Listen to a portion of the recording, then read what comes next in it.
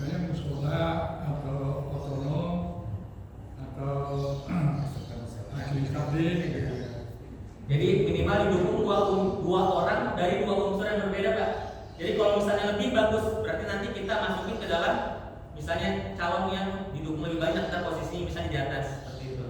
Jadi didukung dari dua unsur, dari dua orang yang berbeda, dari dua unsur yang berbeda. Kebayang Pak? Kira-kira Pak?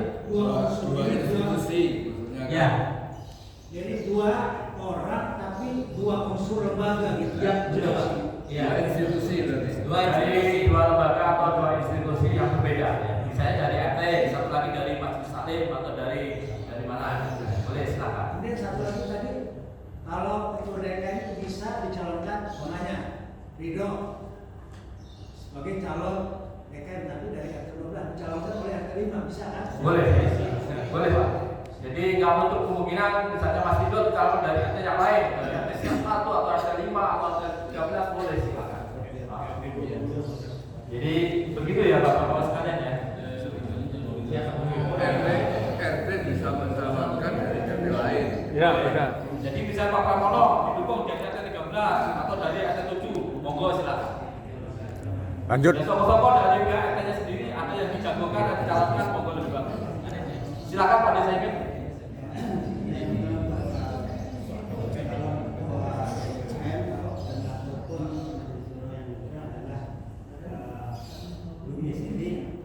Iya sih.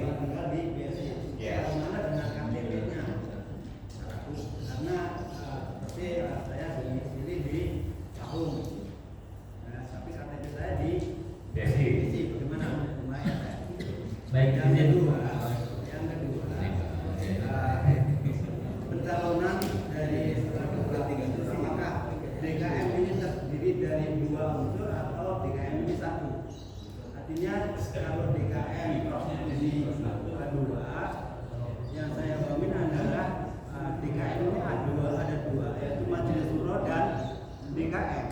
Majelis Syuro ada di situ memang tertinggi, tapi untuk pelaksanaan dilaksanakan oleh ketua DKM, sehingga kalau kita menyebut DKM itu ada di situ Majelis Syuro dan ketua DKM, sehingga apakah Majelis Syuro bisa mencalonkan sendiri, DKM yang kita pelaksana kegiatan bisa mencalonkan sendiri barangkali. Dan yang ketiga, persyaratan ini ketua DKM apakah ada kata harus dapat menjadi imam sholat rawatib? Sholat 5 waktu ya. Dirinya apakah itu tidak menjadi harus mutlak seperti itu atau memang bisa dimusyawarahkan? Terima kasih. 3 pertanyaan. Baik, terima kasih Pak. Yang menjelaskan ini, Silakan Pak Jatimas, silakan dikomentari. saya ini ketua DKM apakah harus jadi imam sholat? Di internal panitia juga di perdebatan itu, misalnya ide awalnya itu harus bisa khotib Jumat. Ternyata yang nggak setuju banyak ya, banyak kalah. Yang penting imam sholat lah. Kelihatannya standar itu jadi imam sholat, tapi jangan sholat yang lohor, yang sepi. Sholat yang bunyi. Kalau ketua DKM itu nggak bisa imam sholat bunyi, nggak memenuhi standar, ini perdebatan di internal panitia. Jadi itu Pak Semi, kalau hanya imam rutin sholat lima waktu nggak harus itu. Tapi kalau naik khotib Jumat, wah belum ini. Banyak yang nggak setuju gitu. Terima kasih. Baik, terima kasih Pak Dan. Tadi penjelasan Pak Dan. Jadi nanti kita levelnya kita naikkan pelan-pelan, ya kan? Kalau tadinya nggak bisa jadi imam masjid, sekarang harus jadi imam sholat 5 waktu. Itu syarat ketua umum DKM. Apabila belum memenuhi standar itu, ya mohon maaf, karena levelnya harus begitu. Jadi makin lama harus makin kita makin naik lagi. Bukan Begitu Pak, saya ingat ya. Saya kira bukan lima waktu bisa imam, lima waktu kan ada waktu subuh, itu kan ada kegiatan lain kan. Khusus imam ini tidak asal orang itu bisa, tidak hanya orang itu berani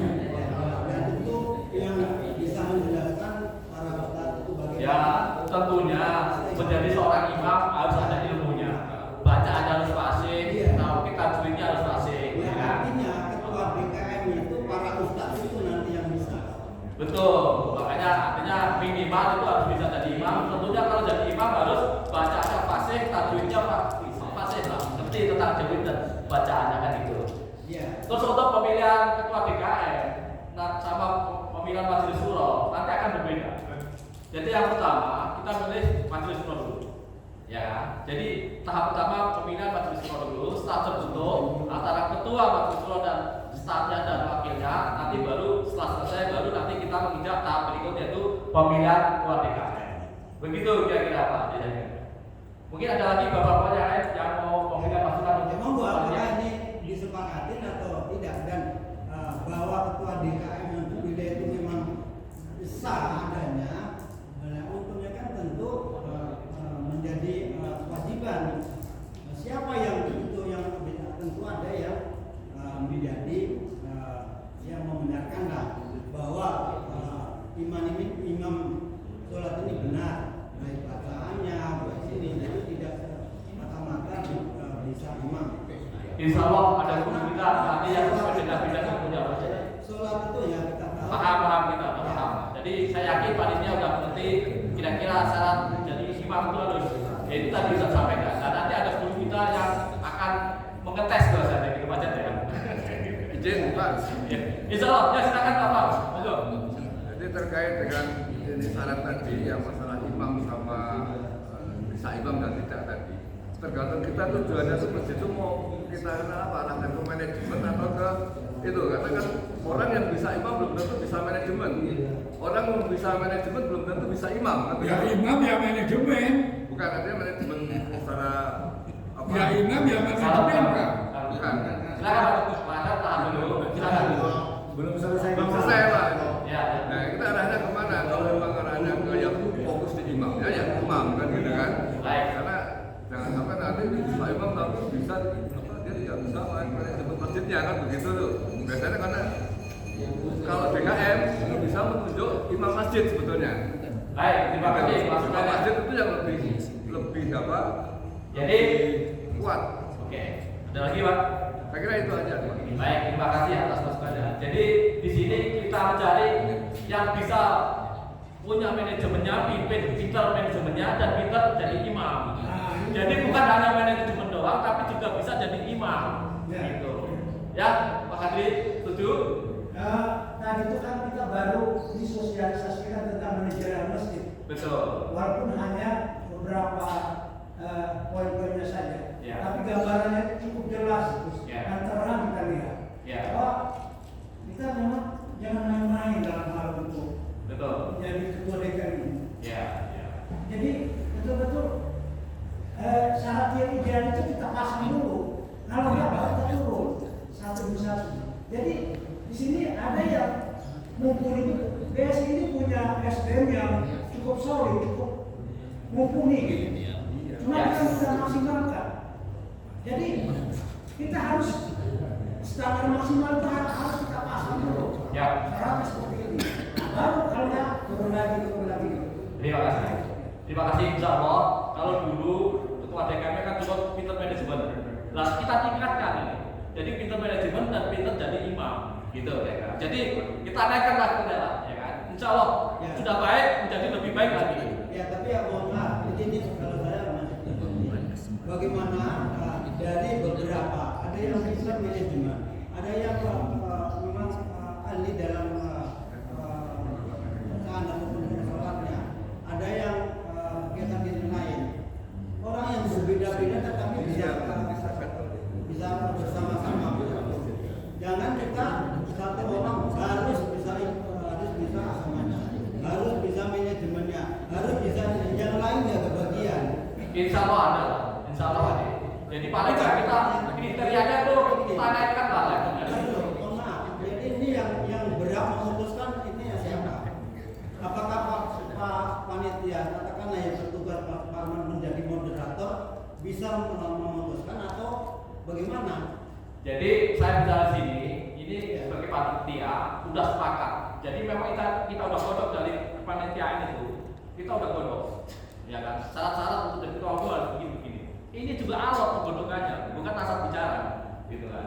Jadi kita tentunya dari panitia kita udah sepakat. Di situ kita tarik kepentingan. Di situ adu argumentasi di situ. Gitu. Jadi insya Allah kalau kita niat bagus, insya Allah ke depan lebih bagus. Ya, menambahkan dikit Pak, untuk pagi ini itu sebetulnya untuk sosialisasi aja. Ya. Jadi untuk perubahan nanti seperti halnya Mas Ridho tadi, jadi nanti masuk ke komisi-komisi. Oh, jadi nggak ya. dibahas pada pagi hari ini. Ya. Itu intinya pagi ini sosialisasi. Jadi untuk pembahasan itu udah Mas Ridho katakan tadi ada 3 unsur. Jadi untuk perubahan mau jadi imam mau bisa khotib nanti di musyawarah. Ya. Di situ. Loh, Ya. untuk penjaringan syaratnya kan dari situ. Ini Syarat penjaringan ada di situ. sebelum masuk menjadi ketua DKM. baik silakan Pak Bodi Khotib. Lihat dulu ini. Gantian, silakan Pak Bodi. Assalamualaikum warahmatullahi Waalaikumsalam. Jadi masalah ini selalu berulang oleh karena itu kita tinjau dari segala sektornya. Apa yang disampaikan oleh panitia itu mungkin barangkali hanya kekurangannya di dalam menyampaikan bahasanya. Saya sangat tidak setuju dengan masalah pintar jadi imam. Itu saya tidak setuju. Kenapa? Karena dalam persyaratan jadi imam itu bukan pintar. Akan tetapi yang pertama syarat untuk bisa menjadi imam itu adalah mempunyai pengetahuan dan ilmu yang lebih dari jamaah. Jadi bukan pintar. Satu, yang kedua perlu kita hayati untuk menjadi imam itu adalah orang yang diteladani perilaku dan sikapnya di tengah masyarakat. Kalau bahasa filter, mungkin bahasanya saja yang perlu diluruskan. Kalau bahasa filter itu hanya terfokus kepada pendengaran dan yang kita lihat di depan, belum tentu di belakangan. Nah, jadi untuk persyaratan menjadi ketua DKM umpamanya, kalau bahasa saya begini, punya kemampuan mampu mengimami jamaah 5 waktu sehari seminggu. Itu aja. Jangan bahasa pintar. Kalau bahasa pintar kita pakai nanti sektor penilaiannya terlalu banyak. Coba dengar Pak Mardi dulu, disuruh dengar Pak Kadri dulu, disuruh ngayomi dari Pak Kiai dulu. Jadi kata kuncinya yang saya lihat di dalam beberapa persyaratan untuk menjadi imam itu tentang qiraatnya, tentang apanya, ada 2, punya pengetahuan lebih dari makmum yang diimaminya, kemudian punya keteladanan di tengah masyarakat. Udah itu aja prinsipnya yang pertama. Dan tambahlah yang ketiga, mampu mengimami jamaah 5 kali sehari seminggu. Terima kasih. Baik, terima kasih masukan dari Pak Ustadz Muadi. Sebenarnya hari ini adalah sosialisasi. Adapun nanti mengenai perubahan-perubahan secara sesuatu itu sesuai komisinya masing-masing. Ya. Jadi untuk hari ini khusus sosialisasi. Adapun nanti ada usul-usulan mau ada perubahan-perubahan di ADART atau mungkin di komisi sesuai komisinya masing-masing. Ya. Setuju ya kalau sekalian ya. Baik. Berikut adalah untuk apa Pak?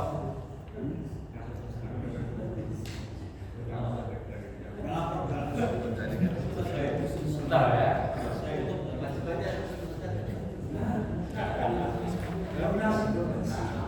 Berikut adalah simulasi kebenaran atau tata tertib.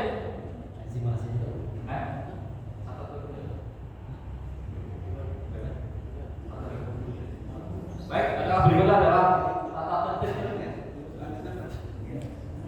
Terima kasih. Karena waktunya yang tersedia, kita juga menggarisbawahi dari apa yang tadi disampaikan.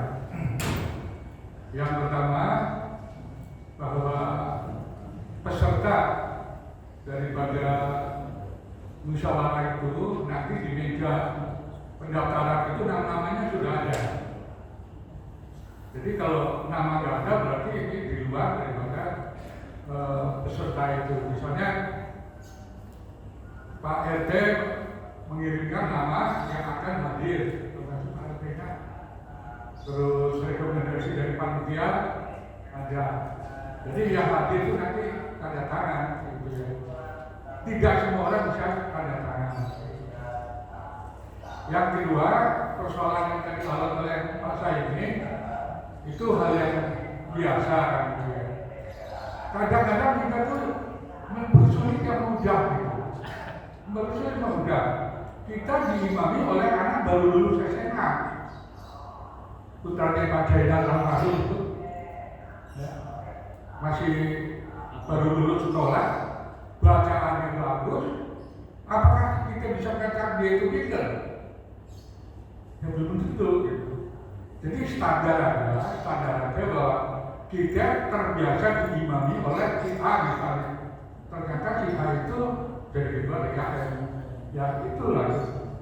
Jadi saya sependapat dengan Pak Ustadz Fahmi, punya pengetahuan tentang iman, tapi tidak berarti punya ilmu tentang jadi iman, kan gitu. Ya saya kira itu aja. Jadi mudah-mudahan pada tanggal 1 nanti semuanya sudah bisa dilaksanakan, dan mohon kepada RT untuk lapor itu apa pesertanya agar kami nanti catat untuk kemudian disampaikan di meja pendaftaran, karena nanti pesertanya itu semuanya ada nama-namanya di meja pendaftaran, termasuk dari rekomendasi panitia. Sementara itu saya kira kalau tidak ada hal lain, kita tutup saja. Kembali kepada Pak Suparno. Terima kasih atas masukan dan pencerahan dari Pak Sastiko. Tadi pencerahan dari Ketua Panitia. Selanjutnya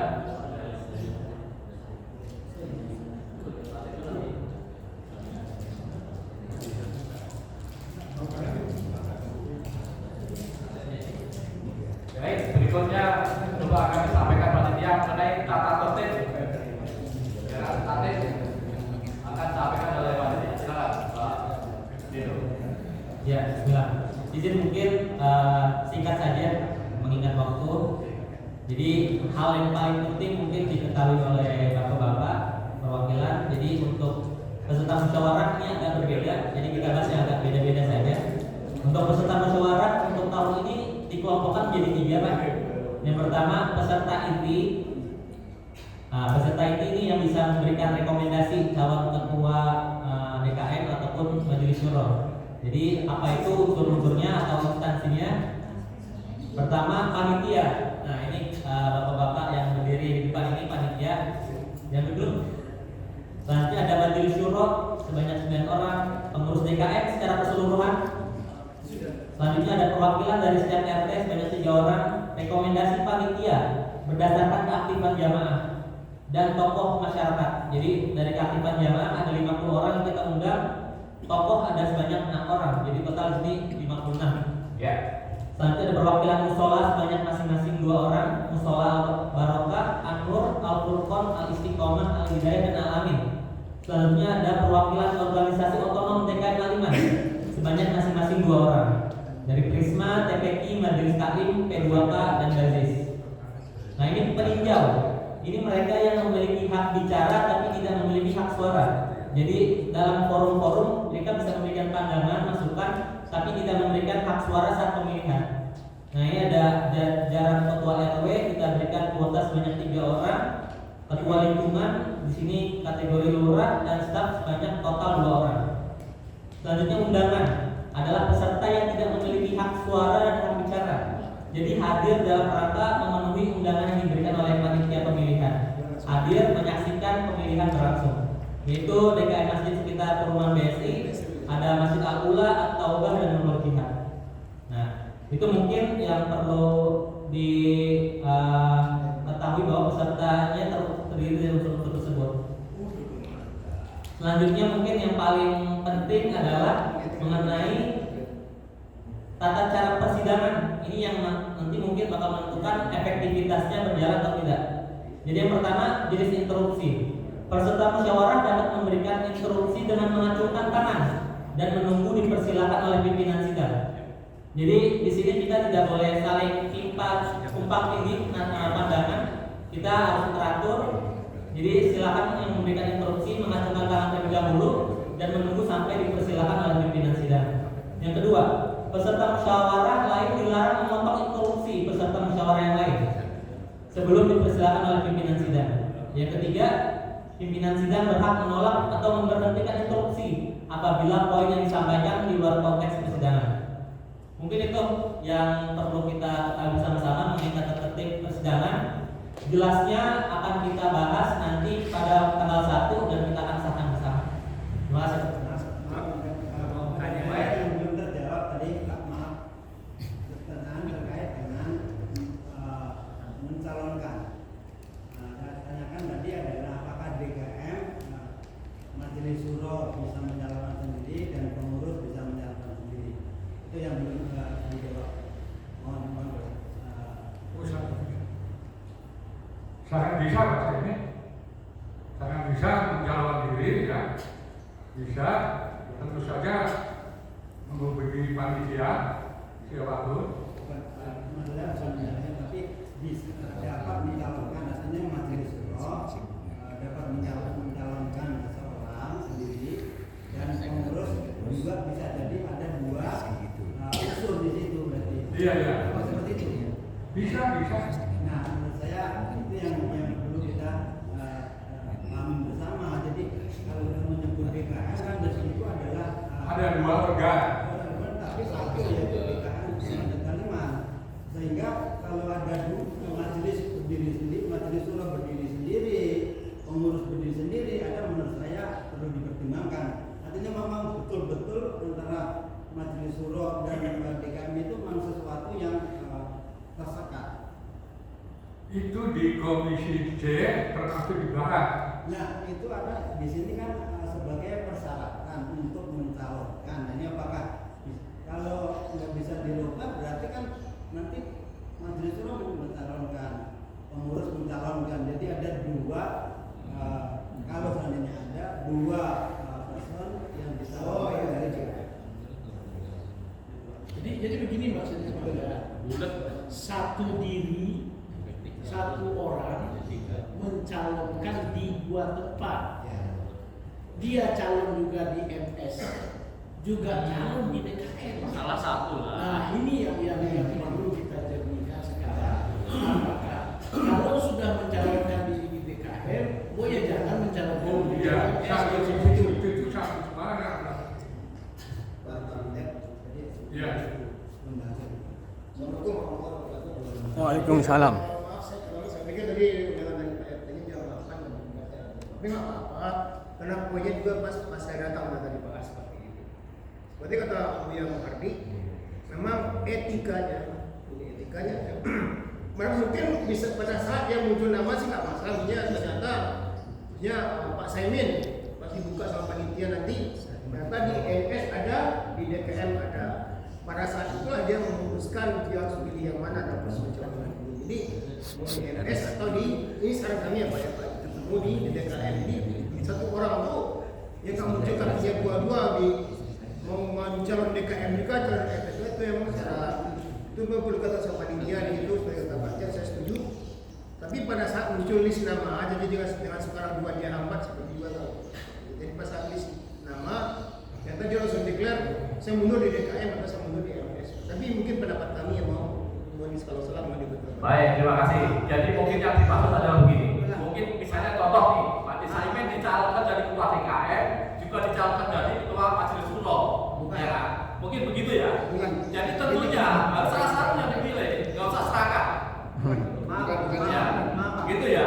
Yang saya maksud, Yang dimaksud gimana? yang maksud MS itu lembaga sendiri, pengurus itu lembaga sendiri, jadi dua lembaga. DKM itu. Tapi yang saya maksud adalah Majelis Syuro dan pengurus itu satu lembaga, DKM namanya. Setuju. Tadi sudah sampaikan Pak Mudasir. DKM terdiri dari Majelis Syuro dan ketua DKM dan stafnya kan. Cuma pemilihannya berbeda. Jadi pertama kita pilih Majelis Syuro dulu, yang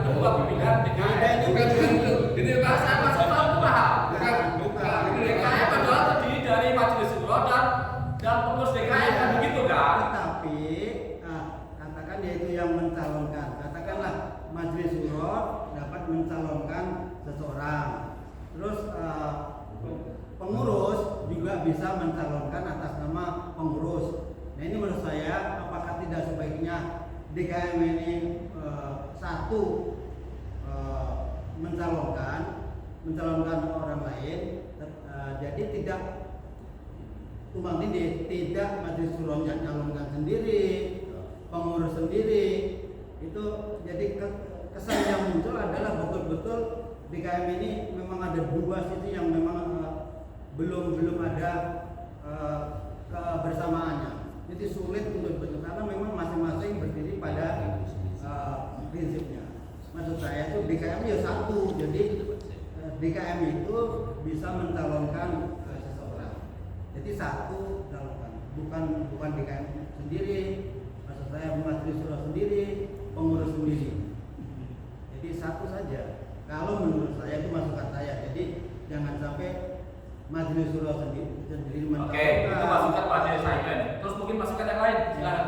Pram enggak, tadi tegas ini tadi jadi yang dimaksud Pak Samin itu dalam penjaringan calon Pak. Itu kan kalau itu tadi kan DKM sendiri, masih sendiri berarti kan dua institusi seperti itu. Tapi yang diharapkan Pak Samin adalah satu. Ya, DKM itu ya ada majelis syuro dan pengurus kan. Nah dalam penjaringan itu satu maksudnya gitu. Jadi bukan ini nyalonkan sendiri gitu maksudnya. Itu aja Jadi Pak. tadi sudah dijelaskan panitia. Satu paket ya. Untuk menjadi calon ketua majelis syuro atau jadi ketua DKM ada minimal 2 unsur, ya toh. Ada yang mencalonkan dari mungkin dari RT atau dari majelis taklim, silakan, ya kan. Cuma dalam pelaksanaannya untuk pemilihan ketua majelis syuro itu tidak berbarengan dengan DKM. Dan di sini DKM itu DKM terdiri dari majelis syuro dan DKM gitu. Jadi ini pada saat buntu itu. Iya. Beda-beda. Jadi Pak Samin, ini kan sebagai usulan. Iya usulan ya. Keputusan terakhir itu adalah satu, opsi dibuka, setuju kan yang saya sudah begini kan gitu. Kan? Tapi dari panitia satu organ itu satu suara. Gitu loh.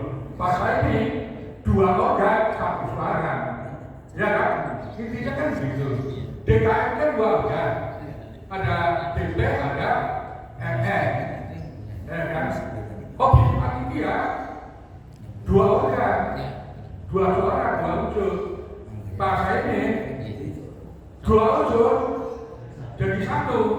Tapi dia rakyat yang memilih, setuju yang mana gampang. Jangan lupa sulit lah. Ini opsi, ini usulan, ini pemikiran. Kan gitu. Kenapa memakan waktu 3 jam tadi itu? Ya, artinya pembahasan perubahan baik tatip ataupun anggaran dasar itu memang di awal. Iya, semua usulan itu punya hak ya. Ya itulah kalau saya bilang dari DND yang namanya apa itu perselisihan di dalam satu sidang atau apa itu keniscayaan. Karena demokrasi itu identik dengan gaduh, itu udah keniscayaan. Hanya yang ada yang terkendali, ya, hanya yang ada yang liar, kita terkendali gitu. Makanya saya turut setuju dengan pendapat DKM, DMI tadi kan, janganlah kita itu. Ini contoh nih, kita contoh orang baik-baik semua kita ini. Tapi kan berbeda pendapat, niatnya baik kan gitu. Saya kira itu. Kemudian masalah ini, masalah apa itu persidangan tadi oleh Mas Ridho. Kami kan nanti ada sidang definitif. Karena tugas panitia itu hanya sampai sidang pleno pertama. Sidang pleno pertama menu makanan panitia ini loh materinya disetujui, baru nanti sidang definitif, sidang pleno kedua. Nah ini kami nanti menunjuk beberapa orang, ya, untuk biar lancar gitu, tapi semata-mata objektif, bukan sebuah rekayasa. Apabila ada masukan-masukan yang lain, silakan gitu. Yang penting persidangan itu bisa lancar, kan gitu. Demikian juga di sidang komisi, kedua komisi kan nanti jadi 3, ada juru bicaranya. Kami juga mendengarkan juru bicara itu. Kalau ada yang lain, silakan gitu. Semata-mata kelancaran materinya itu. Karena tidak semua orang itu bisa memimpin persidangan, kan gitu. Sehingga kita komunikasi dengan orang-orang yang sudah berpengalaman, insya Allah segala sesuatunya lancar. Itu terima kasih. Baik, terima kasih masukan dari Pak Ketua Panitia. Dikejar kalau tidak ada lagi yang ditanyakan kita tutup. Dan saya pikir terakhir adalah tutup yang baca doa oleh Pak Kiai Hedi. Silakan Pak Hedi. Nanti kalau tukar kelas kita bahas di depan. Silakan Pak Hedi untuk doa. Hedi. Di sini aja. Mari kita berdoa supaya perjalanan yang kita lakukan ini diridhoi Allah Subhanahu wa taala dan diberi kelancaran. Al-Fatihah. Bismillahirrahmanirrahim. Alhamdulillahirabbil alamin. Ar-Rahmanirrahim. Maliki yaumiddin. Iyyaka na'budu wa iyyaka nasta'in. Ihdinas siratal mustaqim. Siratal ladzina an'amta 'alaihim ghairil maghdubi 'alaihim waladdallin. A'udzu billahi minasyaitonir rajim. Bismillahirrahmanirrahim. Alhamdulillah yuwafi ni'amahu wa yukafi mazidah. Ya Rabbana lakal hamdu kama yanbaghi li jalali wajhikal karim wa azimi sultanik. Allahumma shalli wa sallim ala rasulika sayyidina wa habibina wa syafiina wa maulana Muhammadin wa ala alihi wa sahbihi ajma'in. Allahumma farijal hammi wa kashfal ghammi wa mujibad da'watil mutarrin wa rahmanad dunya wal akhirah. Allahumma rabbana atina fid dunya hasanah wa fil akhirati hasanah wa qina adzabannar wa qina adzabannar wa qina adzabannar. Wa sallallahu ala khairil khalqi sayyidina Muhammadin wa ala alihi wa sahbihi ajma'in. Bi sirril Fatihah. Alhamdulillahirabbil alamin. Iyyaka na'budu wa iyyaka nasta'in. Ihdinas siratal mustaqim. Siratal ladzina an'amta 'alaihim. Baik, terima kasih.